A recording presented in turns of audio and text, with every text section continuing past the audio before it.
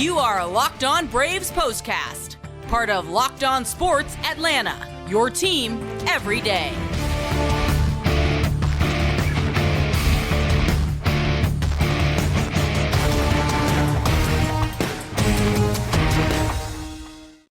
Hello and welcome into the Braves POSTCAST, part of Locked On Sports Atlanta. Grant McAuley, Jake Mastroianni with you after another night and another win for the Atlanta Braves. They sweep away the Chicago Cubs, a club that came in clinging to life, clinging to a spot in the National League wild card.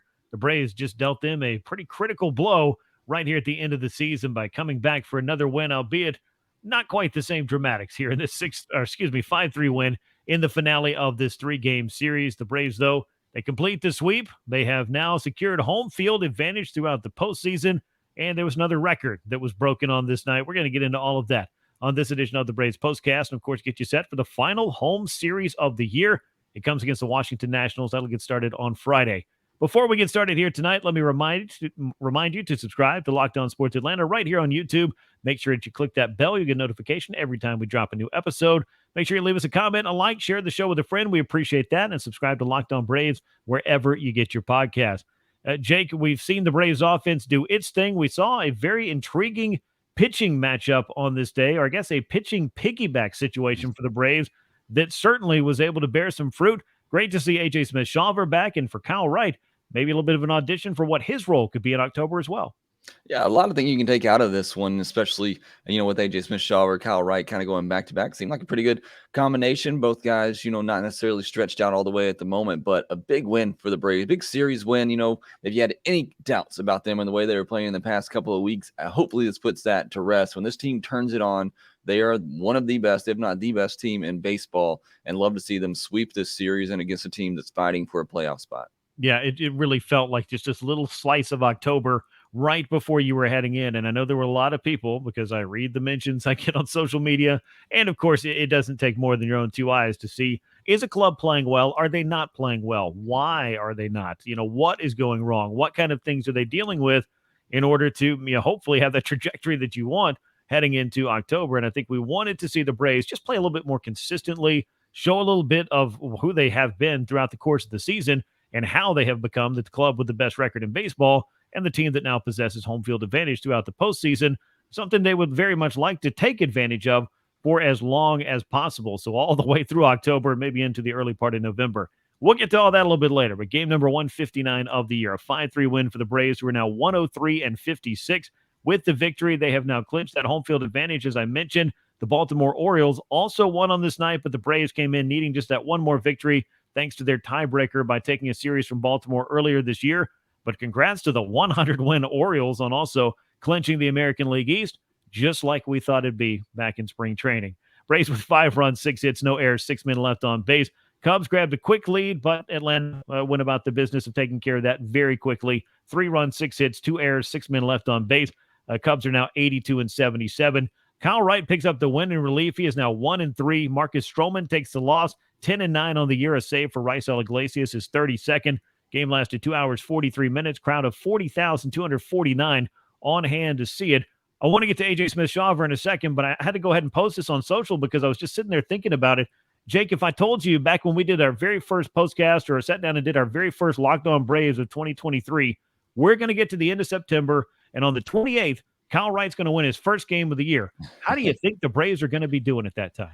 Yeah, definitely not very good. Losing a 21-game winner and only having one win at the end of the season, and especially you consider the fact that they've been without Max Fried for most of the season as well. I mean, to be sitting here at 103 wins speaks to the quality of this offense, speaks to the depth of the pitching. I mean, guys got to throw these innings, and the Braves were able to find guys good enough to do so and keep them in games to be able to win this many. Yeah, most certainly. And the guy that they had to get some innings out of on this night was A.J. Smith-Shawver. This is the best I think I've seen him look since maybe his major league debut against the Arizona Diamondbacks when he first came up and seemed to be, throwing hard. It seemed to be exactly who we thought it was based on the scouting report.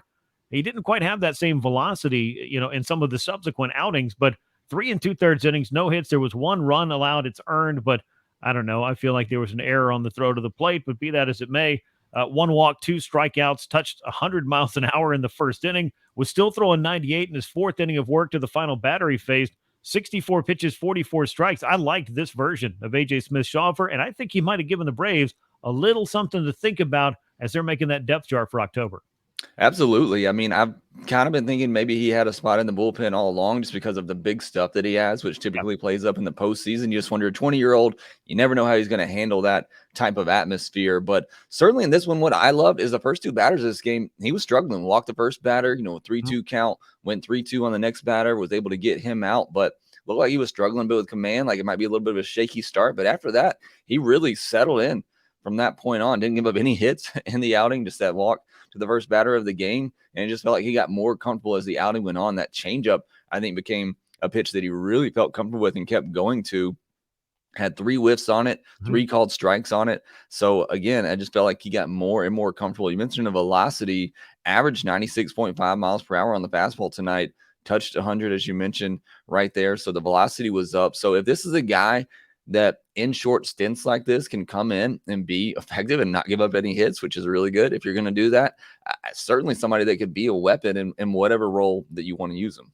Yeah, and you want to know that you've got some depth options and some guys who are capable of doing the kind of things that he did. And I think that Jake, more so, and I'm not trying to be a prisoner of the moment or just, really just run into complete recency bias with it. I know Bryce Elder has struggled. I think there's still a lot of conversations to be had before the Braves figure out who's starting game 3 of the NLDS. But should they decide based on the matchup that they might want to go a different route than Bryce Elder, you had to know what else is available, because it didn't sound like they wanted to use Kyle Wright as a starter simply, based on missing 4 months of the season, not having the same velocity that he has had in the past, and really just trying to come in and contribute in some way. And Kyle was able to contribute on this night, 2 1/3 innings, 3 hits, 1 run. It was earned, 1 walk, and 4 strikeouts. I felt like the curveball looked great for him.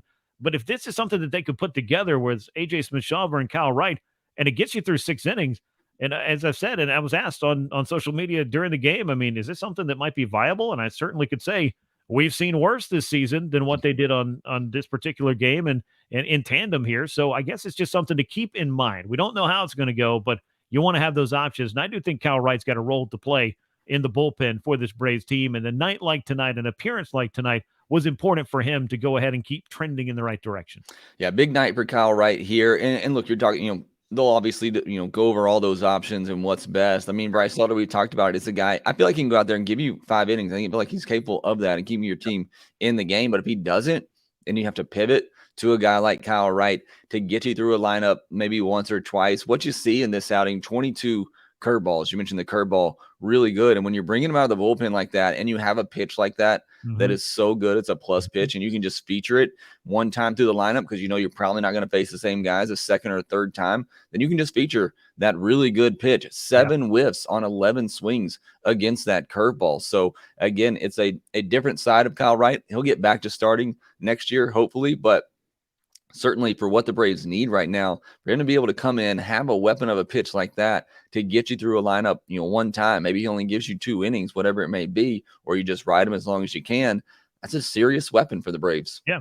I mean, out of the bullpen, you don't have to have 3 or 4 pitches working because you're not thinking about the third time I face this lineup, because you're not going to be asked to do that. Maybe it's just one time through the order. You see if you can get, like you said, that 2 innings out of him.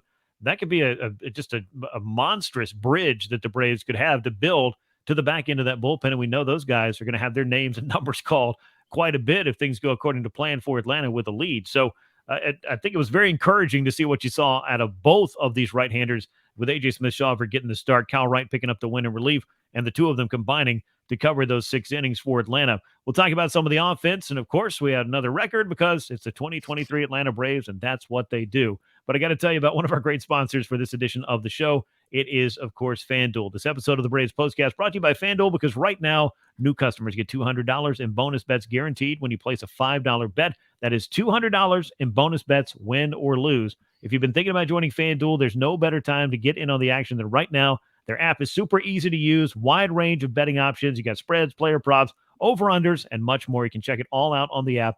Visit FanDuel.com/lockedon and kick off the NFL season with FanDuel, the official partner of the NFL. Braves got some offense going early, and they needed it because the Cubs, once again, they got the lead. They just didn't hold it as long on this night. They manufactured that run against A.J. Smith-Shawver in the first. Matt Olson provides the answer. 2-run homer in the bottom half. 54th of the year. That extends his club record for homers. Also gave him the modern Braves record for single season RBI total with 136. He passes Hall of Famer Eddie Matthews. It just continues to be. We talk so much about Ronald Acuna Jr., but obviously Matt Olson's gotten his name called quite a bit as well. Just another feather in the cap of what I've been saying. Might be the quietest 50 home run season that we've seen in recent memory, but Matt Olson's going to get himself some MVP votes as well. It's just crazy. They talked about it on the broadcast. I mean, a lot of other seasons, you're talking about him not just winning the MVP, but maybe being a runaway MVP candidate. I mean, 281 average and 992 OPS, 50-plus home runs, 130-plus runs batted in. I mean, it's just crazy numbers that you're looking at with Matt Olson this year. It's just Ronald Acuna Jr. is having one of the best seasons of all time. But what Matt Olson is doing, I mean, shouldn't, take any spotlight off of him. And what an incredible home run there. I mean, a pitch running down and in, he's able to pull it in and keep it just fair inside the foul pole. But just, a great job getting the Braves on the board there after that run scored, which questionable. I thought the guy could have been out possibly twice, but either way, they did score that run. Matt Olson comes right back in the first inning, does what the Braves do in the first inning, which was a record as well. They now have the most team home runs in the first inning all time. Yeah, and let me throw this in there as well. As far as all-time home runs are concerned, 304 now for the Braves after the Olson blast. That means they're 3 shy of the Minnesota Twins and that single-season record. And we got 3 games left, and the Braves just seem to hit a homer or two every single night, and that's all they need to do to get themselves yet another record. But 136 runs batted in for Matt Olson.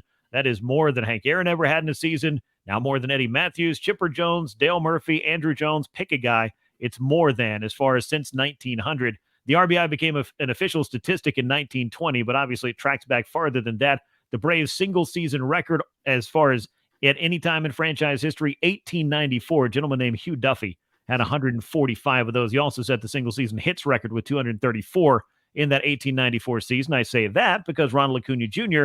just tied Ralph Garr for the 6th most hits in a season by a Braves hitter ever, 3rd most as far as since the club moved to Atlanta. He needs to get, I believe it's 5 more hits to match Ralph Garr as far as most hits since the club moved to Atlanta in 1966. And if he gets 6 more hits in these final, 3 games, Ronald Acuna Jr. will become the first Brave to 220 hits since some guy named Henry Aaron did it in 1959. When I'm talking about Matthews and Aaron, and you're talking about Acuna and Olson, you just know that this is kind of a golden age again for the Atlanta Braves and the slugging exploits of this 2023 club. Also, it was a great night for Austin Riley, finished a homer shy of the cycle with a triple, the double, a couple of runs scored. Michael Harris the second with an RBI, a double, a run scored as well for him. And Eddie Rosario knocked in a run and scored one as well. So a nice balanced attack for the Braves lineup, but good to see Matt Olson continuing to make that charge towards history. And the Braves and their home run total just continues to grow by the day, and a chance to make some history as far as that's concerned as well. They have to do it in the final 3 games of the season against the Washington Nationals, who will be rolling in to close out the season with a weekend series at Truist Park. We'll get you set up for that after I tell you about our good folks, our good friends over at Game Time. And Game Time is the fastest growing ticketing app in the country for a reason. You get images of your seat before you buy, so know exactly what to expect when you arrive. You can buy tickets in a matter of seconds, just a couple of taps, and you're all set. And your tickets go directly to your phone. You never have to dig through your email to find them. You can snag the tickets without the stress with Game Time. Download the Game Time app, create an account, use the code LOCKEDONMLB for $20 off your first purchase. Terms apply. Again, you create that account and redeem the code LOCKEDONMLB. That's $20 off that first purchase. Download Game Time today. Last minute tickets, lowest price guaranteed, and Game Time is the official sponsor of this edition of the Braves Postcast. As far as the next game for the Braves, it happens on Friday. They open up that 3-game series with the Washington Nationals. Alan Winans on the mound for Atlanta. Trevor Williams for Washington. Obviously, there's not going to be the same stakes that we saw with the Cubs, who very much needed as many wins as they could get out of Atlanta with. They had a chance to win 2 out of 3. They lost 3 out of 3, and that is going to deal quite a blow to their wild card hopes heading into the final weekend. The Nationals, though, they're not really looking for 2023 to send them into the postseason, but the Braves would like to, I think, maybe pile up a couple of more wins and just be healthy heading into the postseason. Yeah, I think that's the key here. As great as it was to see them get locked in for this Cubs series and have that, last postseason atmosphere, this one probably going to see some guys maybe either get a day off or at least come out at some point in the game late and see more so just keeping guys healthy is the most important thing in this series right now. But baseball doesn't always work out the way it's supposed to, but Trevor Williams has given up the 4th most home runs this season, and the guys ahead of him have all thrown 40 more innings. So That being said, he gives up a lot of home runs, and the Braves, as you mentioned, are really close to breaking another home run record. So a good shot at that on Friday night. Now, Alan Winans, maybe another addition to see if he perhaps gives a shot in the postseason at some time if the Braves need him. Yeah, I was going to ask you that because we've seen Alan Winans with a couple of really nice starts for the Braves. So clearly he could be somebody that could provide some length as far as the innings are concerned. 1-2 with a 4.33 ERA. You mentioned Trevor Williams, a lot of home runs given up, 6-10 his record, ERA over 5.5. Braves offense hits a ton of home runs. Maybe they could get Alan Winans quite a few runs to work with here early on, but he's got some good swing and miss. He's got a pretty nice changeup. And again, I think the Braves have to keep their options open, and that's why you may be seeing the A.J. Smith-Shawvers and the Alan Winans getting these opportunities. I think Kyle Wright's going to throw at least one more time. I'm not necessarily expecting a start or for them to push him in the 5 to 6 innings range, which they might have been thinking about when he first came back. But you talk about auditions and opportunities. There's very clearly some out there for some of these young arms that have impressed the Braves at times over the course of the season. And Alan Winans, I think, definitely is somebody to consider. 4 or 5 starts this year, he's given up 2 earned or less. The only real bad blow-up he's had is that second start against the Mets after he had just seen him a week later. So, I mean, he's been really good. And again, 4 of his 5 starts, he's kept the team in the game going 4 to 6 innings, giving them a little bit of length as well. So, I mean, he's another guy that maybe you start him, see if he gives you 4 innings, go through a lineup twice, and then maybe you piggyback him with a Kyle Wright or an A.J. Smith-Shawver. I mean, he's been that good, and I think he certainly is at least worth consideration. Depending on who you have, what if Morton doesn't come back? I don't want to say it, but what if Fried, doesn't come back? Certainly expecting that, but certainly, the Braves have some options, getting good looks at these guys here in the final week. Yeah, and as you mentioned, baseball does not always go according to plan. The Braves have seen it time and again in the postseason, dating all the way back to 2020. Every single year, their pitching plans have been impacted in some way, shape, or form, and it's already shaping up that way in 23 with the serious doubt, more so with Charlie Morton than with Kyle Wright, who they're expecting to be ready for the NLDS. Still, you want to go beyond that. You might need some other guys to help you once you get beyond that division series and get into a place where you might need more than just 3 starters. What are you going to do that 4th time around? And if something does go wrong for somebody, who can come in and fill those innings? Those are some things to figure out and some things for us to talk about down the line. We were happy to talk about this 5-3 win over the Cubs, a sweep for the Atlanta Braves, who have now secured postseason home field advantage throughout all the way through the World Series as they pick up this victory over the Cubs and complete their 3-game sweep. 3 more games to go in the regular season. We hope you'll ride along with us the rest of the way right here on Locked On Sports Atlanta. Make sure you're subscribed here on YouTube. Click the bell. You'll get those notifications every time we drop a new episode of the show. Leave us those likes and comments. We appreciate those so much. And be sure to share the show with a friend. It helps this grow. And make sure to subscribe to Locked On Braves wherever you get your podcast. That's your checklist for this one. But as always, we appreciate you making some time to join us in this on this particular night. 5-3 Braves win over the Chicago Cubs. They finish off the 3-game sweep. For Jake Mastroianni, I'm Grant McAuley. We will catch you again soon. And until then, so long, everyone.